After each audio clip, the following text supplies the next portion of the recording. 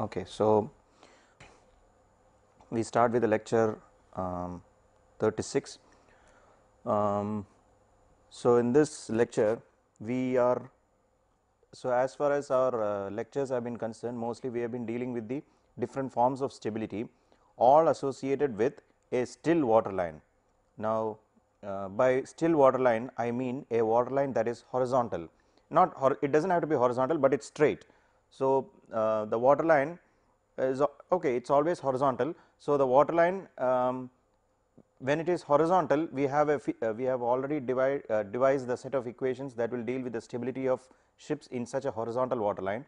For instance, we deal with the heeling.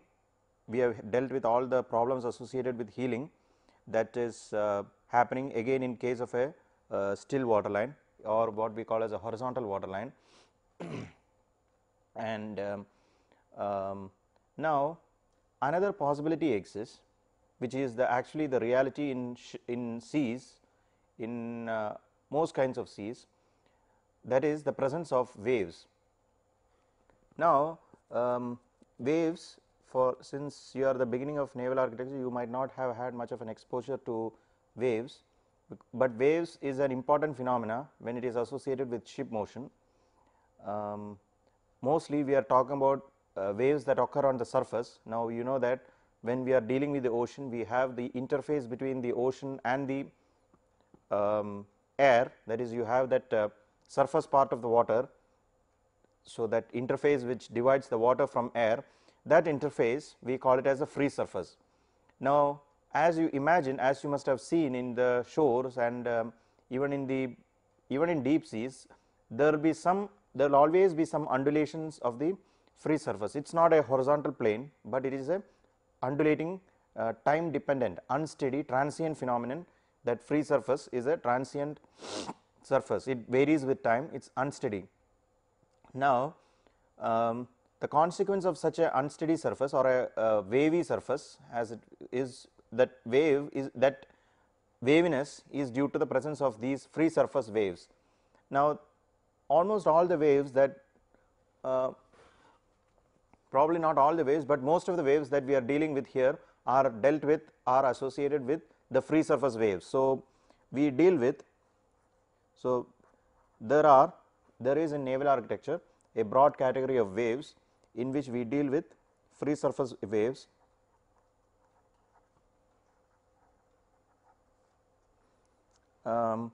These are the waves associated with the free surface. Then this is not that important in naval architecture, but in oceanography we come across another type of waves that are associated, that are called as internal waves. Then of course there are even this free surface waves, there are different kinds: gravity waves, swell, wind waves. Of course gravity waves are mostly generated by wind only. So these different kinds of waves exist, and when you go down into the region below the surface where there is a density gradient, this is not part of this course, but you will see that when you go down in the ocean, after a region in the top region of the ocean, there is a region very close to the surface for about 50 meters. There is a region where the density is uniformly distributed, you have very little gradient in density, or there is no density gradient.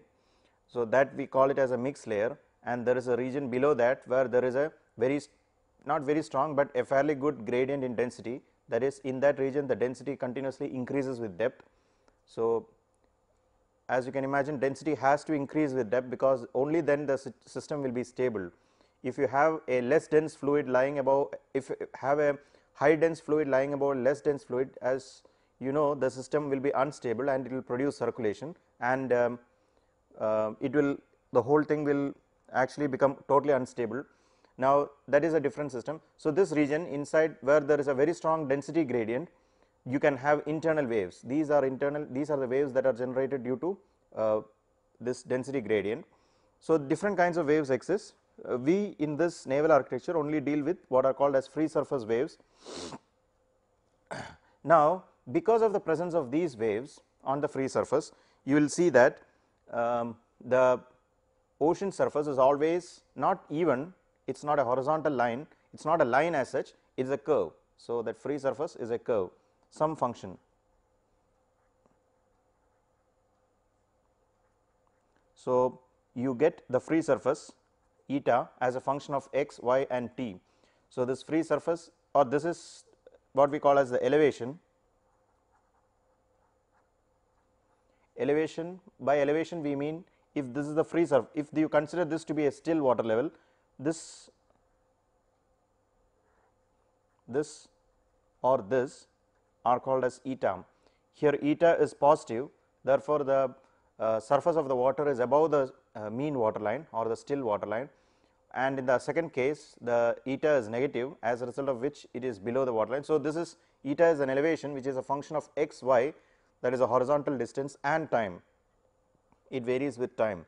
So, this is known as this is the effect of waves on the free surface. Now, as a result, what will happen is that if you have a ship,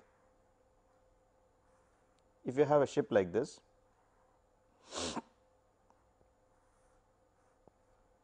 now all the problems that were considered, all the problems that we considered till now included a water line like this or like this.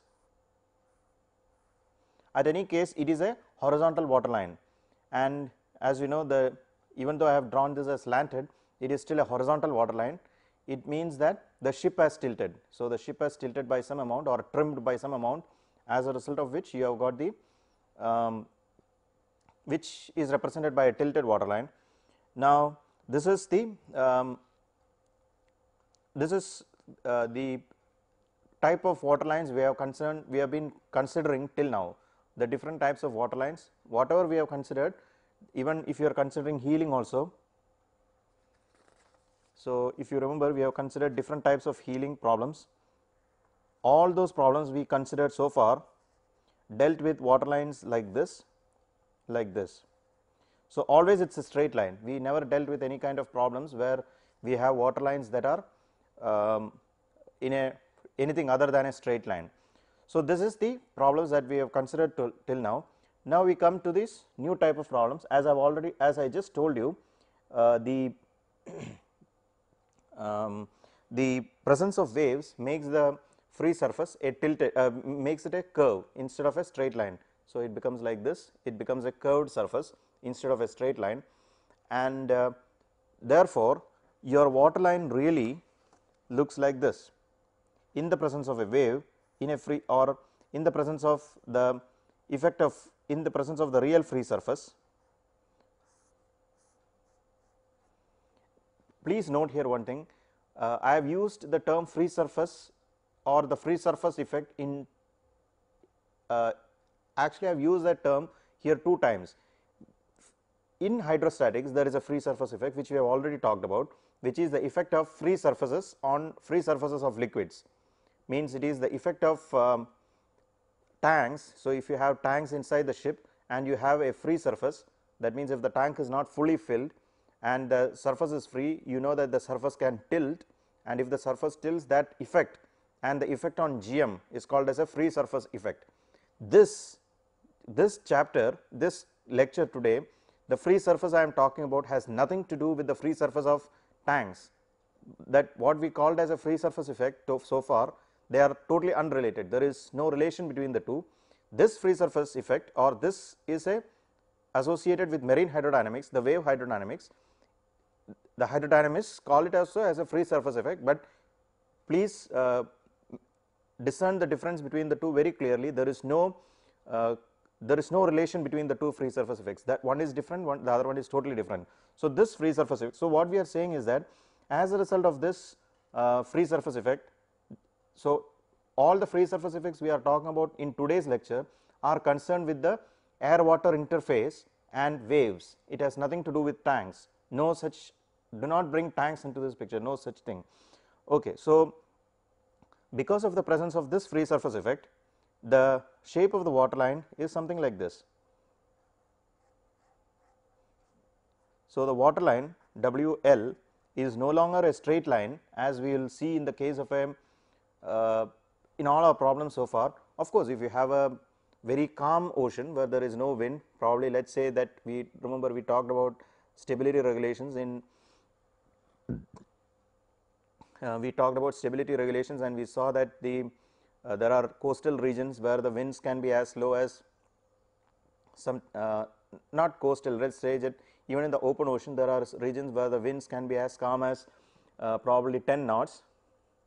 10 knots is 5 meter per second, that is fairly low wind, and even in such cases the elevations might be very small in terms of few centimeters, it is very less. That is almost a almost a straight line. So, in those conditions we can consider the free surface to be a straight line, the water line to be a straight line, but in other cases where in reality when you go to open oceans where the winds are in excess of 20-30 knots, or even in coastal oceans, definitely coastal regions is highly more prone to waves. So, when you study the wave height in coastal areas comes to 1 meter or 1.5 meters, it can be very high, as high as that, and you in such that is in an ordinary case you have about 1.5 meters wave height. Now, these waves the presence of waves produces a water line like this. Now, this is the presence of water line, this is the therefore, this is a new type of water line that we are going to address in this kind of problem. You will see that when you change the water line into such a wavy form, there are effects of that on the different stability calculations. The problems become different. Now, there are in general now see there are in general two types of waves, two types of scenarios associated with waves and ships. I mean the effect of waves on ships is two. There are two extremes that we consider. First is this is one case, that is we assume, I am going to assume here that you know the basics of waves. By basics of wave I mean things like the crest of a wave, the trough of a wave, wave height, wavelength, wave time period, wave frequency, etc. So, these are very basic things of waves which are usually taught in the probably in the 12th standard. So, or maybe even the first year of B.Tech. So, by now you should have some idea of what are waves. We are not going to do that, I am not going to do that, it is too elementary. So, so this is the crest of a wave. Now, assume that the crest of a wave occurs at midship. So, this is a midship, now means the exact middle of the ship, and at that point you have the crest of the wave. So, the crest of the wave is occurring at midship. This is one possibility, one extreme scenario, and another possibility is when you have the trough of a wave. The other possibility is when you have the trough of a wave occurring at midship. So, this is case 1, this is case 2. Now, two possibilities exist when you have the crest of a wave existing at midship. So, as you can see, as you can imagine, the wave is like this, the ship is on top of that wave, and so the wave is like this, the ship is lying on top of the wave, the midship of the ship, the midship portion of the ship, the center part of the ship, the exact midship section, that cross section is exactly staying on top of the crest, and the second case you have the wave is like this, and the midship section is lying on the trough, and the wave is like this, okay, the wave occurring, and the midship section is occurring on the trough. Now, these are two extreme cases, and you will see that when you study these two extreme cases, you are in fact considering all the possibilities, means you are considering the extremes effect of waves on ship. So, if you assume that the presence of crest, there is some effect of stability, there is some effect of wave on stability. In the second case, when the ship is on a trough, you will see that the extreme opposite possibility of the effect of wave on ship occurs. So, these are two extremes. So, you study these two extremes, every situation in between where you have the wave occurring somewhere in the ship, means occurring along the ship, you will have it will be somewhere in between these two extremes. So, between the crest and between the trough, if you have now this kind of wave where you have the trough, this is known as a sagging wave, sagging condition. The ship is in a sagging condition. So, as you can see, the ship is like this now, ship is lying on the trough. So, ship is ship is being bent like this. If you consider ship to be a beam, simple beam, ship is being bent like this. This produces a sagging condition. And in the other condition, when the ship is, the center of the ship or the midship section is lying on the crest, the ship is like this.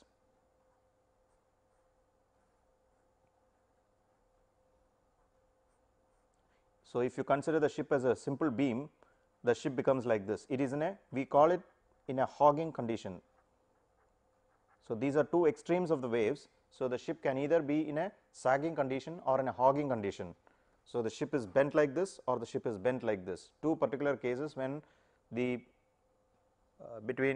because of the shape of the wave. So, these are effects of the waves on ship. Now, we will have to see how this will change the different parameters of the ship, how it will affect the GM, for instance the metacentric height, maybe the BM, how it will affect the virtual weight of the ship itself. You will see that the virtual weight of the ship, which we will see again, it is coming, the virtual weight of the ship, which is the apparent weight that the ship feels in the presence of a wave, means in on top of a wave, for instance, the ship in fact has a tendency to feel less weight than its real displacement.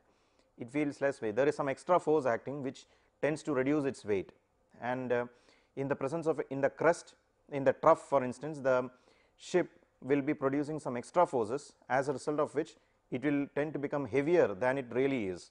So, it will appear to be regular, it is not heavier than it is, but because of an extra force acting, it will add to the displacement, and the total displacement seems to become more than its real weight. So, these different conditions exist because of the presence of waves. So, these have to be studied in detail, because as you can imagine, the ship is mostly subjected only to such wavy water lines. Ship is very rarely subjected to the very straight horizontal water lines, and of course, it is a fact that we this wavy water line or the curved water line is important only in terms of the length of the ship, means only in the longitudinal direction. So, it is only the longitudinal analysis that is mainly affected by waves. Why? Because the wavelength is usually of the order of, it can vary, of course, wavelength varies a lot. I mean, for a tsunami it can be as high as 100 kilometers, but we are talking about ordinary free surface waves. They usually have a wavelength ranging of the order of the length of the ship, 100 to 200 meters. So, if that is the length of the wavelength of the ship, when you are considering the transverse direction like this, which is the breadth of a ship, let us say it is 5 meters or maybe even 10 meters, even if it is a large ship, the breadth might be even 10 meters. So, even a distance of 10 meters, this waviness, maybe it will go like this, and it is like this, and then slowly it goes. So, this variation is much larger than can be seen in a breadth as such. So, the breadth you really do not discern that difference, the wavelength difference is not discerned so much. So, we do not really bother about so much about waves in the transverse stability analysis like GM, KM, etc. So, it is not that important, but it is very important in the longitudinal analysis, because longitudinally you will see that the wavelength is not at all a straight line. Wavelength is a curved surface. It is very important that you consider the curved nature of the surface if you are considering the longitudinal section of the if you are considering the longitudinal or the shear profile of the ship. So, in that section, when you are considering the longitudinal bending, it is very important that you consider a wavy profile. So, so what we are going to do next is, we are going to consider the longitudinal analysis.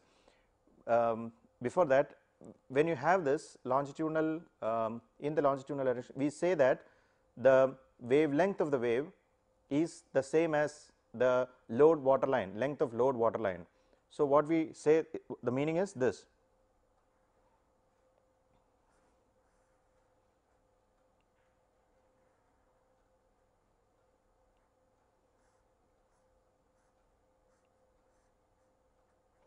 So, what we are saying is that this length, let us assume that this is the load water line, this is the horizontal load water line or the plane load water line without the wave. Now, now let us consider a sagging wave.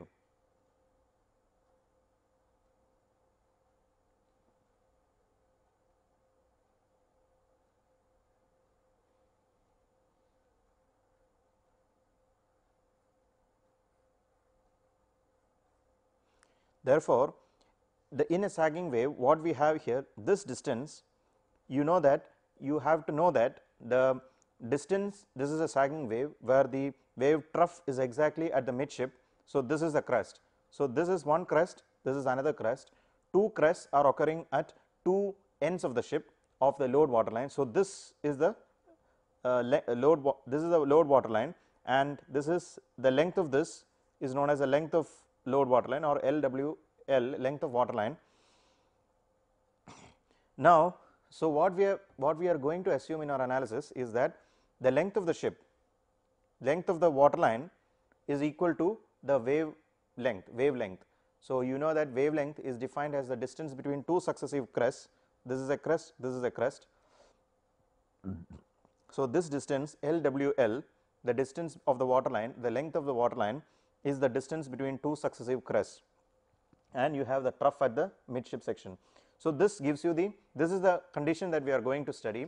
Now, you will see that when you are trying to analyze waves, we can have different types of waves. I am not talking about the physically, you can mathematically, when you are trying to simulate waves, you can define different types of waves. The simplest of those waves would be a sinusoidal wave, a sine wave or a cosine wave. So, these are sinusoidal waves. Another type of waves which are usually used is known as a trochoidal wave, and these kind of waves have found much application in naval architecture, mainly because of their resemblance to the exact type of waves that are found in the ocean. So, it is mostly that the ocean we consider trochoidal waves. Trochoidal waves so first, before we go into the analysis of the longitudinal section of the ship, we will see what is meant by a trochoidal wave and what is the mathematics associated with a trochoidal wave. So, this is the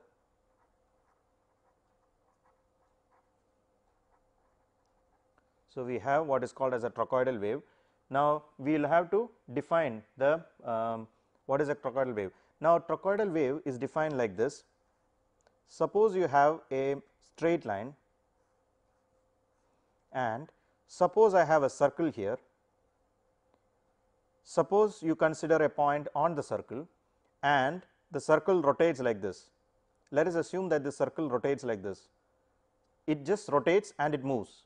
So, moves on the underline on this under part of this straight line. So, it is like you are considering a ground and a ring is rotating on the ground and just rolling like this. It is moving like this and it is rotating. So, it is rotating like this and it is moving like this. So, it keeps going like this in this direction, it moves in this longitudinal direction along the underside of the straight line, and when this happens, the trajectory of this particle, it traces out a path. So, the trajectory of this particle traces out a path. This is a particle we are concerned about. It traces a path, and that path is what produces a trochoidal wave. If that path is trochoidal, that is known as that is the trajectory or the locus. Locus is what we call as a trochoidal. So, that is what we are going to define now. Now, let us assume it is like this, we will draw it slightly bigger. So, this is it, this is the circle. Now, we are considering a particle here, and so this moves through a distance x, and so it comes here, it becomes here. The same ring or the circle has rotated or rolled by this much distance x. The center, okay, the center has moved by a distance, this is the center has moved by a distance x, As a result, and in the time that the center moved a distance x, this particle is initially here, p0 is the initial position of the particle and the particle is now at p1.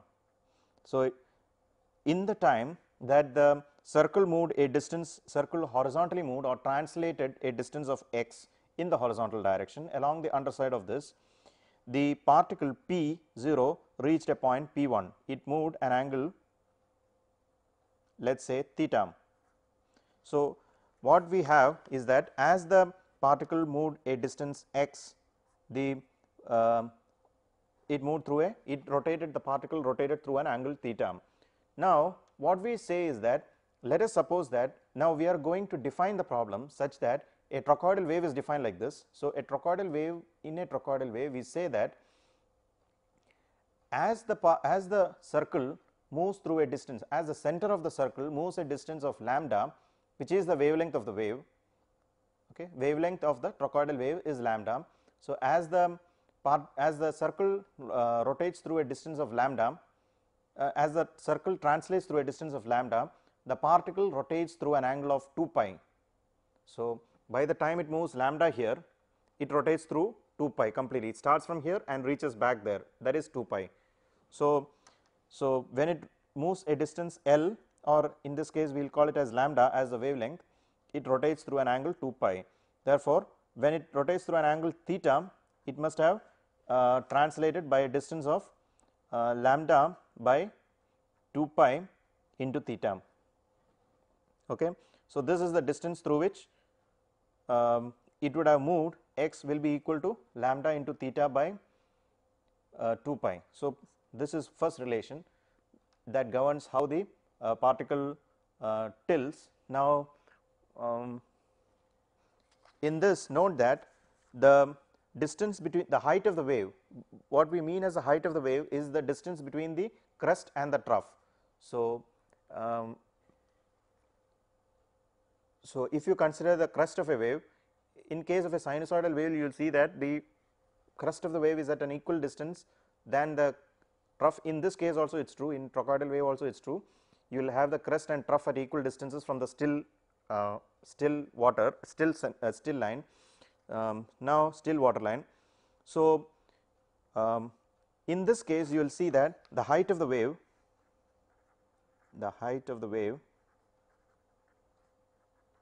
is equal to the height of the wave you see here is equal to h, which we call it as, it is equal to 2r, where r is the radius of the circle, this circle.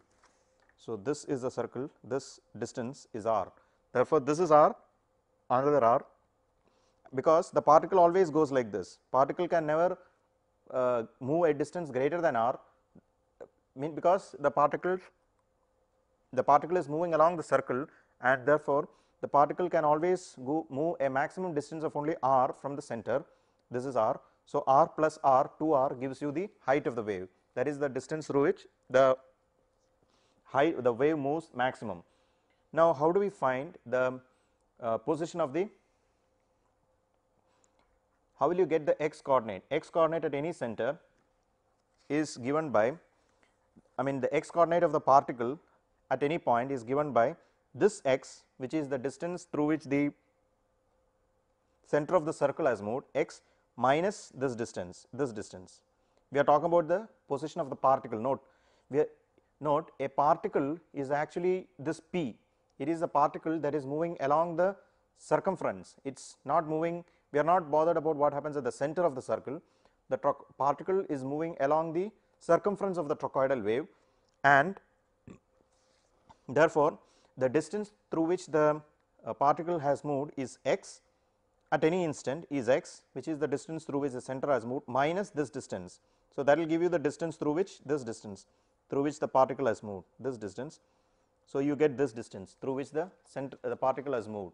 So, that is x is equal to, let us call it x prime, it is equal to x, that is the distance moved by the center, minus r sin theta, just this. So, r sin theta minus, so this will be, so if this is theta, this distance will be r sin theta and this distance will be r cos theta. So, you can look at it like this, it is probably easier.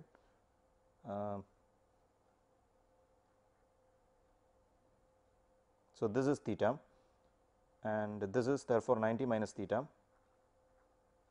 So, this is r sin theta. Therefore, therefore, this distance becomes r sin theta and this distance becomes r cos theta. Oh, sorry. This distance becomes r sin theta and this distance becomes r cos theta. Okay. So, therefore, our distance through which the center of the distance through which the particle has moved horizontally is x minus r sin theta. Now, x we have seen here is lambda by 2 pi theta minus r sin theta. So, this gives you x prime, the horizontal distance through which the. So, this gives you the x at any instant of time for the particle, the x coordinate of the particle at any instant of time, provided you fix some origin. Now, the best way to fix the origin is, suppose you are considering the ship in this case.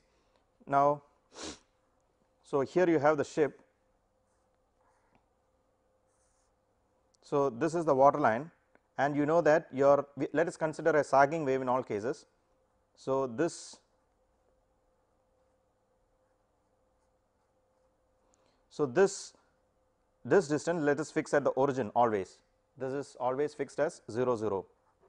Therefore, here x is equal to 0 and you are talking about this position at any instant of time p, which is we are talking about the p's. Right now, we devise the relation for the x coordinate. It is very easy to get the, let us call this the z coordinate, this is z and this is x. You know y is in the transverse direction, that does not come in the picture as such, because it is a we are talking about waves in the longitudinal direction. Transverse direction is, let us assume it is horizontal for that matter, for the reason I described before. So, this is x prime, this will give you the x coordinate. Now, the z coordinate is very simple, it is r cos theta, I have already shown you that, it becomes h by 2 cos theta. Now, once you have this x and therefore, once you have this x and z, you are getting at any so at any x and z, you can with any particular value of x and z, you can draw the curve. Means at any point, if you have the x and z, how will you solve this as such? I will tell you that. That is, what we could do first is, you take the ship,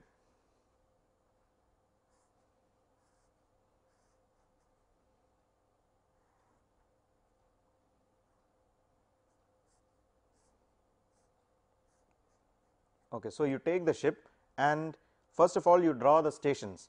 So, let us assume that this is the aft perpendicular and this is the forward perpendicular. What we will do here is, I make a slight difference from the previous statements. What we could do is, let us assume that instead of LWL equal to lambda, this time we will assume that LPP is equal to lambda. LPP, as you know, is the length between perpendiculars. So, we are again going to consider a sagging wave, but that means you will have the trough of the wave at the midship. Now, what that implies is, we will first set the one crest of the wave at the aft perpendicular, the wave will proceed, the center of the trough will come at the midship, and again the next crest of the wave will come at the forward perpendicular. So, like this.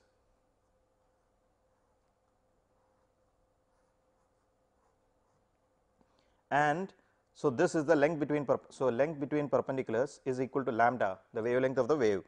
Now, what we do next is divide the whole ship into a fixed number of stations. Let us assume we divide it into 10 fixed number, let us say 10 stations.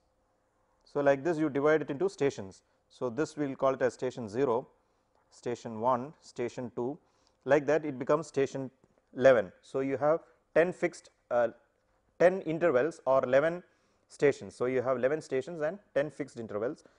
Oh, this will be station 10 because 0 to 10. So, you have 11 stations and 10 spacings And so what we have done is the whole region of the, so the whole lambda, the wavelength of the wave, we have split it into 10 spacings. So 10 spacings, we have split the whole ship into 10 spacings. Now the next step is, we have already got these expressions, x is equal to r theta, x is equal to lambda by 2 pi theta minus r sin theta. Now we have this expression.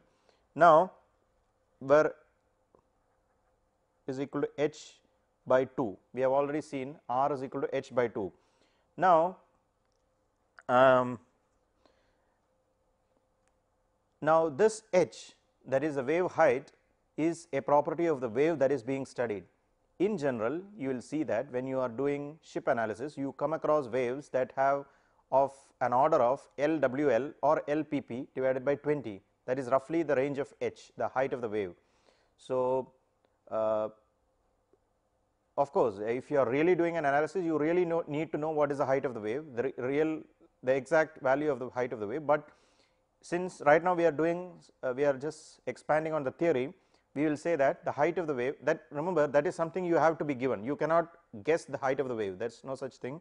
You, whatever method you have, you run some numerical wave models, some model, and you develop the height of the wave as a result, or you measure the height of the wave using some tide gauge or something. And once you have the height of the wave, you will get the h, you will get this h, the wave height. So here what we have is x is equal to h by 2. In this case, we can assume, for instance, it is LPP by, roughly this is the order in which you will be seeing this wave height will be about the wavelength of the wave.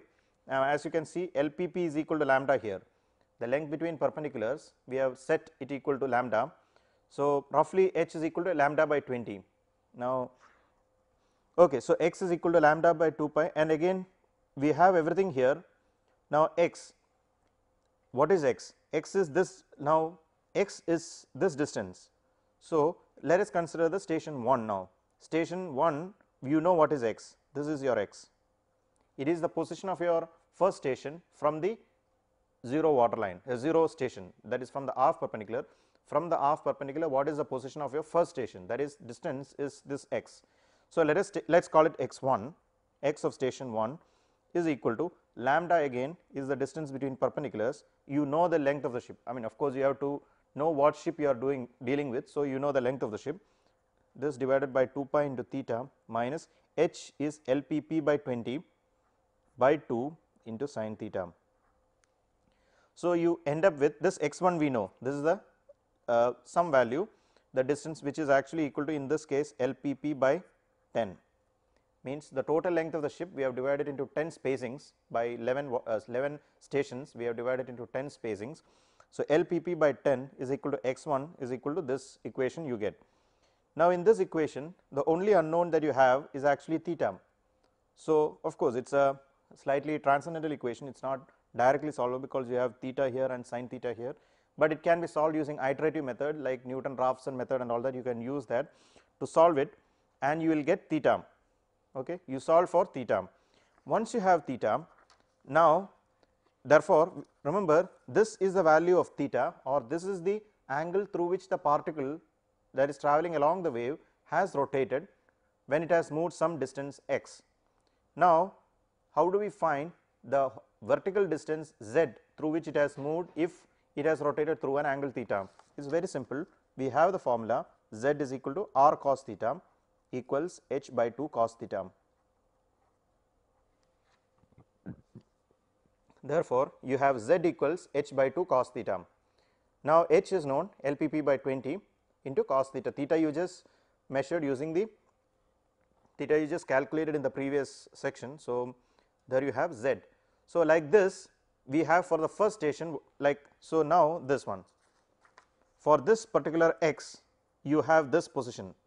So you know what is the z that we have measured, this z is actually this is the z that you have just calculated. This z means it is the vertical distance through which the particle has moved as a result of the wave translating a distance x. So this gives you the x and z of this point of the wave. Similarly, you take the next point x2, station 2, you will calculate the z like this, here you will calculate the z. So, with these different values of x and z for different stations, you can calculate the wave heights or the wave profile. So, as a result of this calculations, you will now end up with the proper wave profile, and the wave, remember, we have defined such that you will get it, it is defined such that the center of the wave, the center of the ship, the midship will have the trough on it. So, this is LPP, this is the aft perpendicular and this is the forward perpendicular. So, you have the aft perpendicular and the forward perpendicular, and here you will have a crest, here you will have a crest, here you will have a trough, and you have all these z's, you have the z at each station, and as a result you have the complete wave profile, you have a complete sagging wave profile. So, you have the sagging wave profile. Now, this will give you the trochoidal wave, you will get the trochoidal wave on the ship.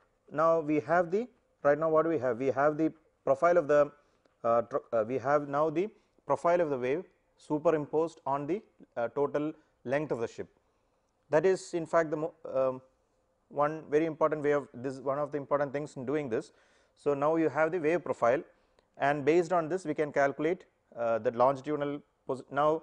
Right now, we have the we have the wave profile. Now, how do we find the mean position about which, now the of course, the circle is rotating about that center, and the as a result you are getting the wave. Now, there is a region, there is a line in between the trough and the crest of the trochoidal wave, such that if you take the integration of, let us take one wavelength of the wave, if you integrate the wave over one wavelength, you will see that the total area comes to 0, means, so if you consider this to be that line, in the case of a trochoidal wave, it does not, in the case of a sinusoidal wave for instance, let us see, wait. So, first of all,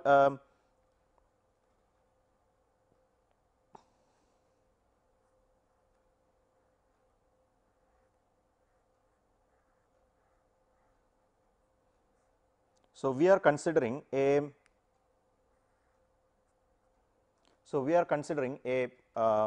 trochoidal wave here, and what I am saying is that if this is a point which will I call it as some still water line, and this is the center over which the circle rotates, this center is given by z equal to 0. Okay. Z equal to 0 is the point over which the center of the circle moves, and the circle I am talking about is the circle over which the particle is rotating. So, particle is rotating like this and the center is moving. That line which is traced out by the center is this line, it is z equal to 0. Now, in case of a trochoidal wave, you will see that if you take an area, area means this is a positive area and this is a negative area. I am talking about area about this point, about the z equal to 0. If you take area about this, this is area. If you sum up this area and this area, I mean this area and over one whole water length, if I sum up this area and this area, it does not come to 0, because it is not symmetrical about this z equal to 0, the trochoidal wave. On the other hand, if you have a sinusoidal wave, then it will be, if you take an area, let us consider a sinusoidal wave like this. This is one full wavelength. So, it is started from the center and ended at the center. Now, if I take the whole area, this area will be positive, this area will be negative, this area and this area will cancel out each other, and therefore, the total area comes to 0. Now, in trochoidal wave it is not at the center, but it is at a distance. In trochoidal wave it is at some point z equal to a, some distance away from the z equal to 0. How do we find this? This is the easiest way is you use z minus a, the total integral between 0 to 2 pi, 0 to 2 pi of dx is equal to 0, where dx, best thing is x varies from 0 to lambda, the wavelength of the ship, wavelength of the wave. So, z minus a dx between 0 to lambda is equal to 0. This is the Now, the first one 0 to lambda z dx can be written as, that is, you know that by the time that the wave center moves through a distance of lambda, that center when it has moved lambda, the theta has moved through 2 pi. Therefore, integrating between 0 to lambda of dx is the same as integrating d theta from 0 to 2 pi. It is the same time, it is the same instant. So, 0 to 2 pi.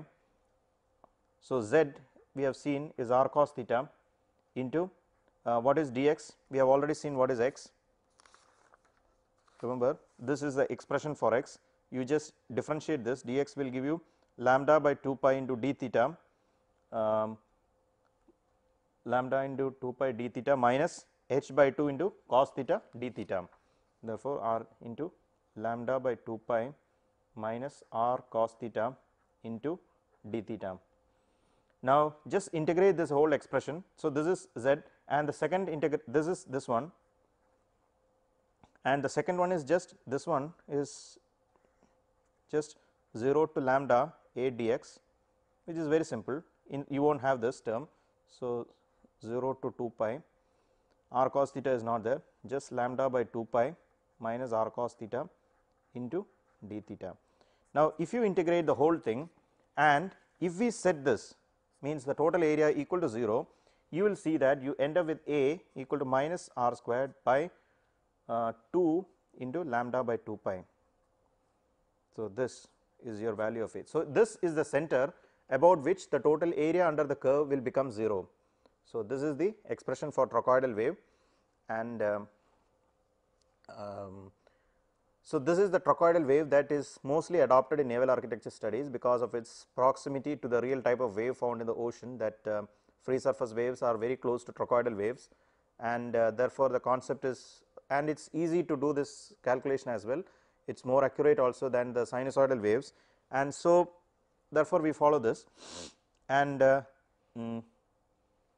then couple of points is that just like any type of waves found in the any other type of wave, you will see that in a trochoidal wave now see, first of all, when you have the surface, there will be some waves that are traveling in this circular in this, we have seen it is moving in a circle, this particle is actually moving in a circle, and it is translating like this, and it is moving in a circle, and so below that there is a first circle.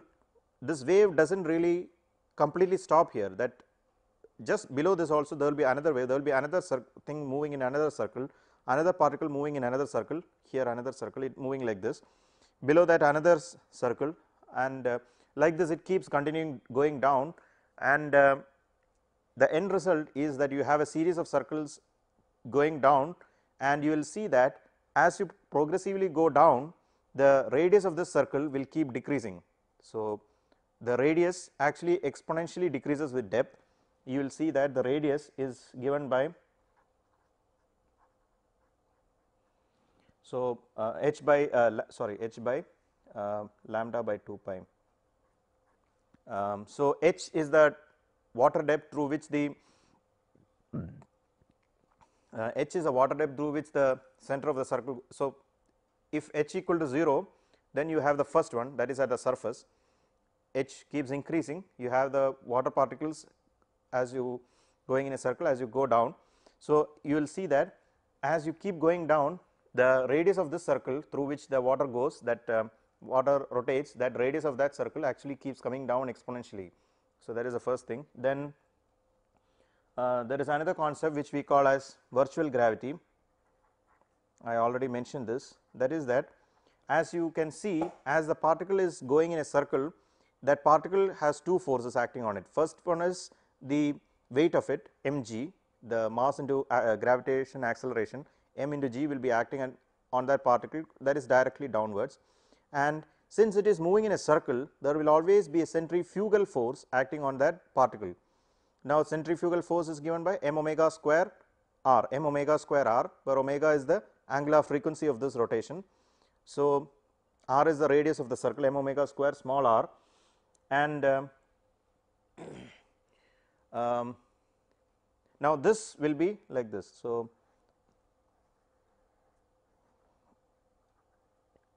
So, this particle here it will be subjected to mg minus m omega square r, because this will be acting outward like this, and if the particle is at the bottom or at the trough, it will be subjected to mg plus m omega square r. I hope it is clear why it is plus and negative, because here always centrifugal acts outwards. Here when it is acting outward is against mg, here when it is acting outwards it is augmenting mg. So, mg plus m omega square r. So, these are, so what you see here is this additional thing actually seems to augment the gravitational force, or it either decreases or increases the gravitational force. That is what we call as virtual gravity. There is a slight increase or decrease in weight from what is normally seen. So, what is its original? So, if you have a body floating on that, it will be subjected to this mg this centrifugal force will either increase or decrease its weight. It is seen to increase or decrease its weight, and therefore,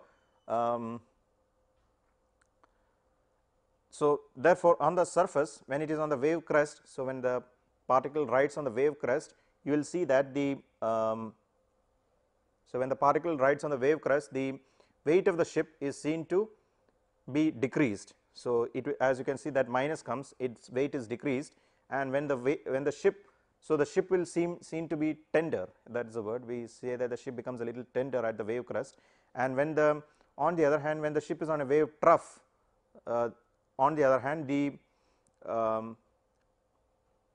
weight is augmented and the ship is seen to become more heavy than it really is. So, on a trough the ship seems to become heavier than it really is because of this additional centrifugal force which augments the weight, and this. So, there are two principles mainly associated with trochoidal. So, first thing you have to remember is that the ship analysis is mostly done using trochoidal waves, and not, of course, the lot of applications using sinusoidal waves are also there. It's I am not excluding that. Of course, most of them are done using sinusoidal waves only, but trochoidal waves is a very important phenomenon that is used mostly in these longitudinal studies, and this is what we really mean by a trochoidal wave, and these are some of the properties of trochoidal waves. And in the next class I will talk about some of the applications of trochoidal waves and longitudinal bending on the properties of the ship, on how we calculate it. Okay. Thank you. I will stop here.